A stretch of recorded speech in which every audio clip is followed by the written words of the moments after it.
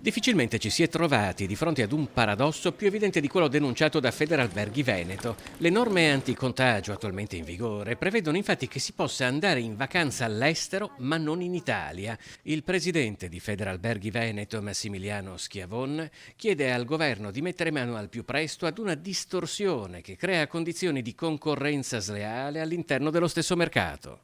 Ci si può muovere per turismo in paesi anche a noi concorrenti, dal Belgio alla Croazia, alla Finlandia, alla Francia, alla Germania, alla Grecia, all'Irlanda, Paesi Bassi, Polonia, Romania, si può andare ovunque in questi paesi e paradossalmente abbiamo queste restrizioni che impediscono la movimentazione. Per esempio, se lei da Padova vuole andare a Vicenza o da Verona vuole andare a Venezia non lo può fare perché non si può muovere se non per motivate ragioni di lavoro. Una situazione che procura danni ad un comparto già in crisi nonostante gli sforzi per la sicurezza sanitaria, ma si trova ad operare in un paese che con queste regole sta di fatto promuovendo il turismo all'estero.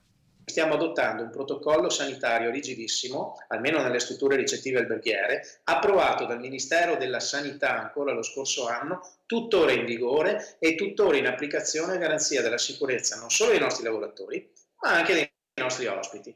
A questo stiamo anche cercando di fare un passo in più, che è quello della vaccinazione aziendale, cioè anche di tutti i nostri lavoratori a maggiore sicurezza. Se mi chiede una data per quando noi chiediamo al governo di fare un'iniziativa su queste questioni, la data è quella di ieri, cioè siamo già assolutamente in pericolosissimo ritardo.